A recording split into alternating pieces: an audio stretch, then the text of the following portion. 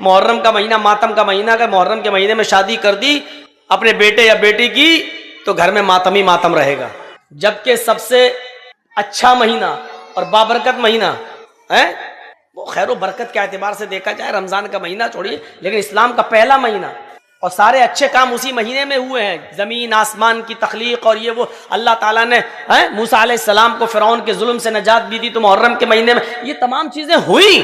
لیکن آدمی اس مہینے کے بارے میں کیا سوچتا؟ نہیں محرم کے مہینے میں ہم شادی نہیں کریں گے. یہ ہے بدشگونی، بدفال. گاڑی چل رہی ہے اسپیڈ میں، اچانک بلی راستے سے گزر گئی، روک دی گاڑی. کیا ہوا؟ نہیں بلی نے راستہ کاٹ دیا. ارے اتنے بڑے بڑے جواری شرابی کبابی راستہ کاٹ رہے ہیں، یوگی مودی سب راستے سے گزر رہے ہیں تو راستہ منحوس نہیں ہو رہا. بلی بیچاری اللہ کی مخلوق بے قصور جانور یہ گزر گیا تو راستہ روک. ارے گاڑی روکنا تھی تو ان منحوس نیتاؤں کے گزرنے پر روکنا چاہیے تھی. کہ اب تو پتہ نہیں صبح صبح کس نیتا کا چہرہ دیکھ لیا، پتہ نہیں گاڑی آگے بڑھے گی کہ نہیں بڑھے گی. روکنا وہاں چاہیے، روک رہے اس بلی پر. یہ عقیدہ رکھنا کہ بلی کے گزر جانے کی وجہ سے ایکسیڈنٹ ہونے کا خطرہ ہے، گاڑی روک دی، 2 منٹ رکے اس کے بعد گاڑی چلا رہے ہیں. یہ ہے بدشگونی. حاجی صاحب حج کرنے جا رہے تھے، راستے سے واپس لوٹ آئے، بیوی نے پوچھا کیا ہوا؟ بلی راستے سے گزر گئی، اب حج نہیں ہوگا، لوٹ آئے. یہ ہے بدشگونی. عرب کے لوگ جب کوئی کاروبار کرتے تھے، کوئی بزنس کرنا چاہتے تھے تو ایک چڑیا پکڑ کے اڑاتے تھے. ایسے چڑیا پکڑی اور ایسے چھوڑ دیا، اگر وہ داہنی طرف گئی، رائٹ سائڈ گئی تو کہتے تھے ہمارا کام بن جائے گا، اچھا بزنس ہوگا، کاروبار اچھا ہوگا. اور اگر وہ بائیں طرف بھاگی تو وہ کام نہیں کرتے تھے. نہیں نہیں نہیں نہیں یہ چڑیا الٹی طرف بائیں طرف گئی ہے، اب تو ہمارا کاروبار فیل ہو جائے، نہیں نہیں ہم نہیں کریں گے بزنس، اس چڑیا نے بتا دیا کہ ہمیں نقصان ہو. یہ ہے بدشگونی. یہ ہے بدشگونی. اپنے چھوٹے سے بچے کو کھیل رہا ہے، کالا دھاگا لے کر اس کی کمر پہ باندھ دیا. یہ کالا دھاگا اس کو بچائے گا نظر بد سے. یہ ہے بدشگونی. یہ مائیں جو اپنے چھوٹے چھوٹے بچوں کو جو نہلا دھلانے کے بعد ایک کالے رنگ کا کاجل کا ٹیکا لیتی ہیں اور اپنے بچے کے سر پہ یا گال پہ کہیں لگا دیتی ہیں، کالے رنگ کا یہ اس سے کیا ہوگا؟ نظر نہیں لگے گی. یہ ہے بدشگونی. معاف کیجئے گا، صرف اتنا سا کالا ٹیکا لگا دینے سے تم یہ سمجھتی ہو کہ میرے بچے پہ نظر نہیں لگے گی. ارے اتنا سا کالا ٹیکا کیا پورا چہرہ بھی اگر تو کالا کر دے گی تب بھی یہ کالا رنگ اس کا کچھ نہیں کر سکتا ہے.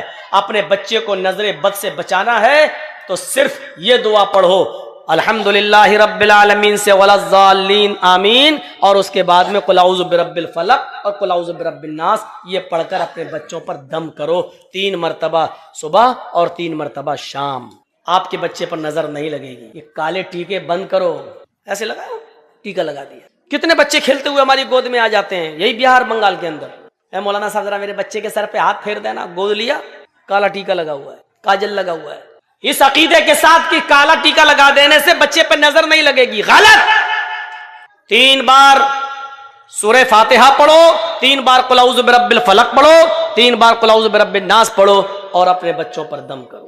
اس کا طریقہ یہ ہونا چاہیے کہ ایک بار پہلے پڑھیے آپ اعوذ باللہ من الشیطان الرجیم بسم اللہ الرحمن الرحیم الحمدللہ رب العالمین الرحمن الرحیم مالک یوم الدین ایاک نعبد و ایاک نستعین اہدنا الصراط المستقیم صراط الذین انعمت علیہم غیر المغضوب علیہم ولا الضالین.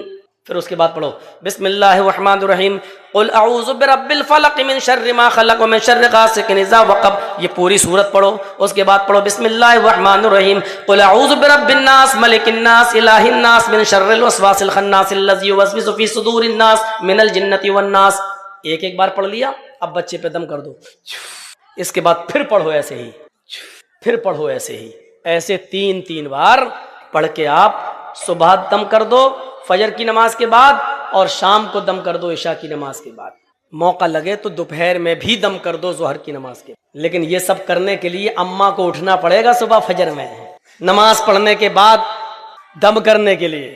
اب ان جھمیلوں سے بچنے کے لیے کچھ کٹھ ملاؤں نے کہہ دیا ہے کالا ٹیکا لگا دو نظر نہیں لگے. سچ بتا رہے ہیں یہی کٹھ ملا الٹی چھری سے کاٹے جانے والے ہیں. کالے اگر کالی چیز سے نظر رکنے والی ہوتی تو ہندو بھائی تو اتنے بڑے وہ کالی درگا ماں کا اتنا بڑا بو لگا لیتے ہیں اپنے گھروں میں زبان نکالے ہوئے کرے ہوئے اب دیکھیے اس کا مطلب ان کے گھر پہ تو نظر ہی نہیں لگے گی، پورا اتنا بڑا رکھ لیتے ہیں، دروازے پہ لگا دیتے ہیں، زبان باہر نکلی ہوئی ہے، کیا کہیں گے آپ اس کو؟ یہ ہے بدشگونی۔ کتنے بچوں کو دیکھتا ہوں ننگے گھومتے اور کالا کالا وہ بندھا ہوا ہے، سب کیا گنڈا باندھ دیا ہے، فلاں مولانا صاحب نے پڑھ کے دیا ہے۔ ارے مولانا صاحب تو خود ہی باندھ لے اپنی کمر پہ، نہ ان گنڈوں سے کچھ ہونا ہے، نہ اس ٹیکے سے کچھ ہونا ہے۔ الذین ہم لا یتطیرون، جو بدشگونی نہیں لیتے ہوں گے، بغیر حساب و کتاب کے جنت میں جو جائیں گے 70,000 لوگ، وہ کون ہوں گے؟ جو بدشگونی نہیں لیتے ہوں گے۔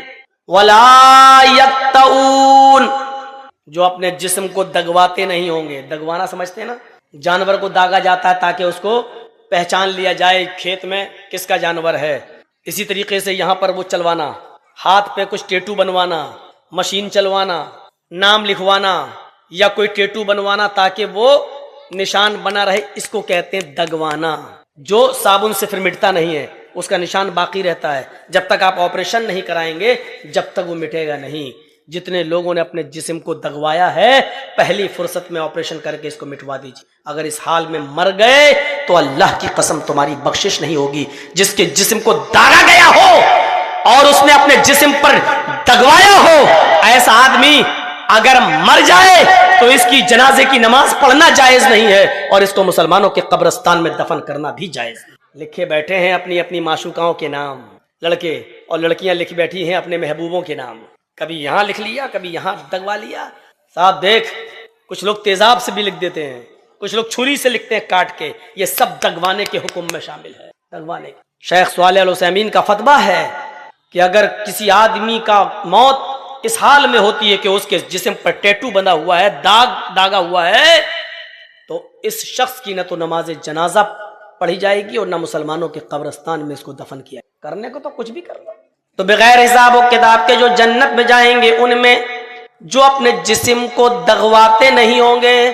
اے مدرسے کے بچوں، تم لوگ بار بار اٹھ رہے ہو، جاؤ یہاں سے، چلو جس کو جانا ہو یہاں سے جاؤ، بار بار اٹھ کر ڈسٹرب مت کرو یہاں پر۔ الذین ہم لا یتطیرون ولا یکتؤون، اور جو اپنے جسم کو دغواتے نہیں ہوں گے۔ اور تیسری چیز سن لیجئے، جو بغیر حساب و کتاب کے جو لوگ جنت میں جائیں گے، ان میں تیسری چیز کیا ہے؟ صحیح بخاری کی حدیث، اللہ کے نبی فرماتے ولا یسترقون، جو جھاڑ پھونک نہیں کرتے ہو۔ بہت صاف لفظ موجود ہے، کوئی تشریح کرنے کی ضرورت نہیں ہے۔ جو جھاڑ پھونک نہیں کراتے ہوں گے۔ مولانا صاحب بخار آ گیا، پھونک دو میرے اوپر۔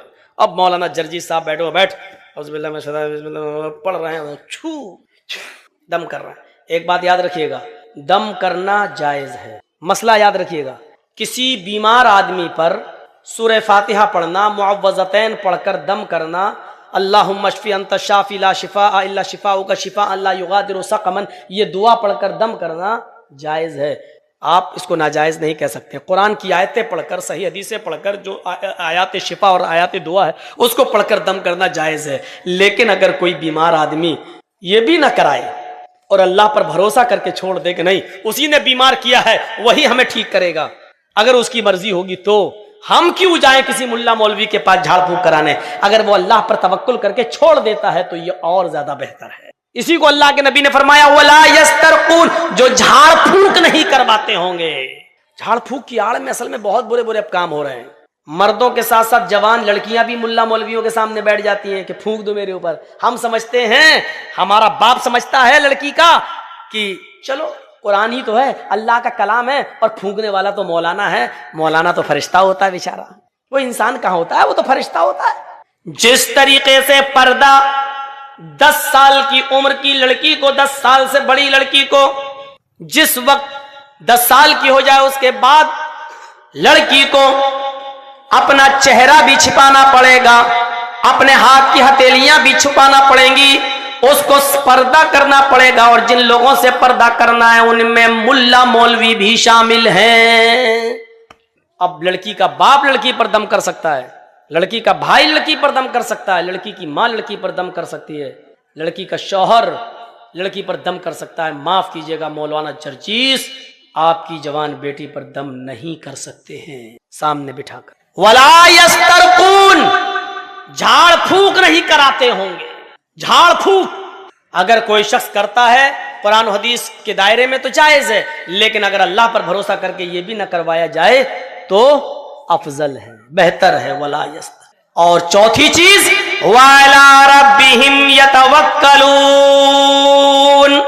اور جو اپنے رب کے اوپر پورا پورا بھروسہ اور توکل کرتے ہوں گے, یہ لوگ بغیر حساب و کتاب کے جنت میں جائیں گے. اب جنت میں جانے والے کتنے لوگ ہو گئے؟ جنہوں نے کہا لا الہ الا اللہ وہ جنت میں جائیں گے. جنہوں نے لا الہ الا اللہ کے ساتھ نماز پڑھی, روزہ رکھا, حج کیا, زکات دی, یعنی چاروں کام کیے, یہ جنت میں داخل ہوں گے. اور تو تیسری چیز من کان فی آخر کلامہ لا الہ الا اللہ دخل الجنہ, اور جس کی زبان سے آخری جملہ لا الہ الا اللہ نکلا وہ جنت کے اندر داخل ہوگا. جو بدشگونی نہیں کرتا ہوگا وہ جنت کے اندر داخل ہوگا. بغیر حساب و کتاب کی جانے والوں میں یہ بھی شامل ہے. اور جو اپنے جسم کو دغواتے نہیں ہوں گے, اور جو جھاڑ پھونک نہیں کراتے ہوں گے, اور جو اپنے رب کے اوپر پورا کا پورا توکل اور بھروسہ اور اعتماد کرتے ہوں گے, اللہ کے علاوہ انہوں کا یہ اعتماد کسی اور کے اوپر نہیں گیا ہوگا, یہ بغیر حساب یہ جنت میں جانے والے لوگوں میں سے ہوں گے. آئیے ایک اور آسان طریقہ بتا دوں جنت میں جانے کا, اور بہت آسان ہے. ما منکم من احد یتوضؤ فیحسن الوضوء ثم یقول اشہد ان لا الہ الا اللہ واشہد ان محمدا عبدہ ورسولہ الا فتحت لہ ابواب الجنۃ الثمانیۃ. تم میں سے جس نے وضو بنایا, لیجئے, تم میں سے جس نے وضو بنایا, فیحسن الوضوء, اور اچھی طریقے سے وضو بنایا. ایک تو ہوتا وضو بنانا اور ایک ہوتا اچھی طریقے سے وضو بنانا. وضو بنانا کیا ہے؟ جیسے بہار میں ایک جگہ ہم جلسے میں گئے تو جو ٹوٹیاں لگی تھیں مسجد میں, نل جو لگے ہوئے تھے, وہاں بیٹھ کر میں وضو بنا رہا تھا. جماعت کھڑی تھی, بہاری کا ایک آدمی بیچارہ آیا اسی گاؤں کا, اور میرے پاس آ کر بیٹھ کے وہ بھی وضو بنانے لگا. ہم سے پوچھتا ہے کہ مولانا صاحب ہمیں کتنی رکعت ہو گئی؟ ہم نے کہا شاید 2 ہو گئی, 2 بچی ہیں. 2 ہو گئی کہ ہاں. اب دیکھیے اس کے وضو کی, اللہ, اس کو دونوں مل گئی. اور میں جب تک وضو بنا کے پہنچا تو میری ایک اور چھوٹ گئی. بیٹھا تو نکل چکی تھی, 2 رہ گئی تھی. پوچھا کتنی مولانا کتنی ہو گئی؟ ہم نے کہا 2 ہو گئی, شاید 2 رہ گئی. اس نے اتنی جلدی وضو بنایا کہ جو رہ گئی تھی وہ دونوں مل گئی. اب اللہ بہتر جانے کہ اس نے وضو بنایا کہ کیا کیا, یہ وضو نہیں ہے. کون سا وضو بنانے والے کو جنت مل رہی ہے؟ وضو سیکھیے کیا ہے. فیحسن الوضو, اچھی طریقے سے وضو بنانا. اچھی طریقے سے وضو کیا ہے؟ آپ ایک چلو پانی لیجئے, جیسے نل پر بیٹھے تب بھی, ٹوٹی کھولیے, پانی لیجئے, ٹوٹی بند کر دیجئے, پانی زیادہ ضائع نہ ہو. 2 مد پانی میں اللہ کے رسول وضو بنا لیتے تھے. 4 مد کا 1 سا ہوتا ہے, 4 مد کا 1 سا ہوتا ہے, اور 1 سا 2.5 کلو کا ہوتا ہے. کتنے کا؟ 2.5 کلو کا, یعنی 2.5 لیٹر میں کا آدھا کرو تو کتنا ہوا بھائی؟ 2.5 کلو. یہ 4 مد ہے, 4 مد کا 1 سا, اور 1 سا کتنے کا ہوتا ہے؟ 2.5 کلو کا. تو آدھا سا یعنی 4 میں سے 2 مد, تو آدھا سا یعنی 2.5 کلو کا آدھا کریے تو کتنا ہوا؟ 1.25 لیٹر پانی میں اللہ کے رسول وضو بنا لیتے تھے. سن لیجئے, ایک بالٹی بھر کر وضو بنانے والوں, وضو بنانے کا ثواب تو ملے گا, لیکن 1 بالٹی پانی جو خرچ کر دی اس کا گناہ بھی پڑے گا. تو بچو گے نہیں. سوچئے, 2 سا 2.5 دونی 5 لیٹر کی ایک کٹی میں اللہ کے رسول غسل کر لیا کرتے تھے, پورا نہا لیا کرتے تھے, اور وہ بھی غسل جنابت, ناپاکی والا غسل کر لیتے تھے. مولانا صاحب اتنے میں تو ہمارے پیر بھی نہیں دھلیں گے. غسل خانے میں جاتے ہی پہلے ہم ٹوٹی کھول کے اپنا باتھ روم صاف کرتے ہیں, اتنا پانی تو ہم غسل خانے کو صاف کرنے میں لگا دیتے ہیں. ایک ایک چیز کا حساب ہوگا. پانی کی قدر ان سے پوچھو جس ملکوں میں پانی بڑی مشکل سے ملتا ہے, ان سے پوچھو پانی کی, ان سے پوچھو. اور راجستھان کے علاقے میں جہاں گرمی بہت پڑتی ہے اور ریگستانی علاقہ ہے, ان لوگوں سے پوچھو. پہاڑی علاقوں پر جہاں پانی پہنچتا نہیں ہے ان سے پوچھو پانی کی قدر. تو یہ کھولا یا لوٹا ہے, پلٹا, یہ پانی لیا, اب اس کو ایسے ملیے. یہ اچھی طریقے سے وضو بنانا. یہ ہوا, ابھی نہیں ہوا. اب یہ انگلیاں اس میں ڈالیے ایسے, یہ والی انگلیاں ادھر اور یہ والی انگلیاں ادھر. یہ پھر دوسری بار لیجئے, پھر ایسے کیجئے, پھر ایسے کریے, پھر تیسری بار پانی لیجئے, پھر ایسے کیجئے. یہ ہوا. اب آئیے, پھر 1 چلو پانی لیجئے, आधा पानी मुंह में, आधा, और आधा बचे फिर नाक में चढ़ाइए। जिस हदीस में ये आया 3 बार कुल्ला करो, फिर 3 बार नाक में पानी डालो, बहुत ही मौजरत के साथ कहता हूं, यह हदीस ज़ईफ है। एक ही चुल्लू पानी लेना है, आधा मुंह में। अब शुरू में थोड़ी सी आदत नहीं बनेगी, कभी पूरा ही चला जाएगा मुंह में, क्योंकि अभी तक आदत नहीं है आपकी। आधा मुंह में और आधा नाक में। अब दाहिने हाथ की उंगली से दांतों को रगड़िए ऐसा, और बाएं हाथ के ये अंगूठा और ये वाली उंगली ये नाक में डालिए ऐसे, और उसके बाद नाक से निकालने के बाद जो आधा पानी मुंह में था उसका कुल्ला कीजिए, जो पानी मुंह में उसको नीचे डालिए, और ये अंगूठे से बाएं नाक का नथुना पकड़िए ऐसे दबाइए, और नाक झाड़िए कस के। हम ज्यादा जोर से नहीं करेंगे, नहीं तो पता चला यहां असली की यहीं टपक जाएगा। ऐसे करके झाड़िए, फिर इस उंगली से आप ये पकड़ के दबाइए ऐसे, फिर झाड़िए, और फिर दोनों हाथ से पकड़ के उसको साफ करिए। ईमानदारी के साथ बताइए, अभी तो पैर तक हम पहुंचे भी नहीं हैं, ईमानदारी के साथ बताइए, हाथ धुलने तक और कुल्ला और नाक में पानी डालने तक कितने लोग अमल करते हैं हमारी सोसाइटी और समाज में। इसका मतलब हमारा वुजू भी अभी सही नहीं है, नमाज का नंबर तो बहुत दूर है। अभी एक बार हुआ, ऐसे ही दोबारा फिर पानी लेना है, और फिर आधा मुंह में और आधा नाक में चढ़ाना है, और फिर वही दोहराना है। फिर तीसरी बार आधा मुंह में आधा नाक में, और फिर यही करना है। अब आया नंबर चेहरे का। अब देखिए ये नहीं, अभी हाँ, चेहरे का। एक चुल्लू पानी लिया और ऐसे लेके, चुल्लू एक ही भरना है। बहुत से लोग नल की टोटी में ऐसे दोनों हाथ लेकर फिर मुंह धुलते हैं, पानी का ज़िया है, पानी की बर्बादी है। पानी एक ही चुल्लू लेना है, और उस एक चुल्लू पानी को लेकर ऐसे ये ऐसे करिए, ये फिर लीजिए, फिर ऐसे करिए, मतलब कानों की लौ तक ये। और जब 3 बार ऐसे कर लें, फिर एक चुल्लू पानी अलग लीजिए। ये 3 बार मुंह हो गया। अब एक चुल्लू पानी लेकर उसको दोनों हाथों पर ऐसे डाल के ये ऐसे करके, अब ये दाढ़ी में ऐसे, जिसकी दाढ़ी हो वो ऐसे करे। अब जिसकी दाढ़ी होगी वो करेगा। अब चिकने चपाट लेडीज चेहरे वाले थोड़ी कर पाएंगे बेचारे, जिनके चेहरे औरतों की तरह, बेचारे क्या करेंगे? वो बेचारे नहीं लेंगे चुल्लू पानी, दाढ़ी नहीं है तो क्या करेंगे वो? जिसकी दाढ़ी है वो, ये है आपका मुंह। मौलाना साहब तकरीर कहाँ कर रहे हैं? ये मसले सीखना जरूरी है, जलसे बहुत सुन चुके हैं आप, लंबी चौड़ी तकरीरें बहुत सुन चुके हैं आप। 20 साल से तकरीरें करने आ रहा हूं, अगर हमारा वुजू ही सही नहीं है तो 20 साल की मेहनत बेकार हो गई। जलसे नमाज और आदि बनाने के लिए होते हैं इबादत का। अगर उन जलसों से हमारी इबादतें वैसी की वैसी हो रही हैं तो फिर जलसों का कोई फर्क नहीं पड़ रहा हमारी जिंदगी पर, जब हमारा वुजू सही नहीं, हमारी नमाजें सही। और कल इंशाअल्लाह बताऊंगा आपको नमाज के टॉपिक पर। आज ये बता रहा हूं जन्नती कौन, और कल नमाज के टॉपिक पर अजान क्यों दी जाती है, कल ये बताऊंगा। जोहर में 4 रकात क्यों है, कल ये बताऊंगा। फजर में 2 रकात क्यों पढ़ी जाती है, ये बताऊंगा। मगरिब में 3 रकात क्यों पढ़ी जाती है, ये बताऊंगा।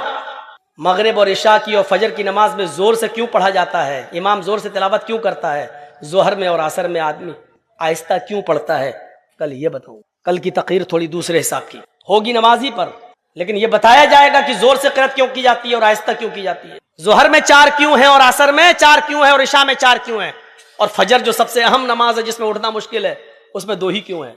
तो ये वुजू अभी, अब 3 बार चेहरा हो गया, अब ये हाथ ऐसे लीजिए, एक चुल्लू पानी बस, और इसी को आप चढ़ा लीजिए। बहुत से लोग कहते हैं ऐसे करोगे तो गुनाह ऊपर चढ़ जाएंगे। अल्लाह के बंदे, अपनी अकल से मत दौड़ाओ सारी खुराफातें।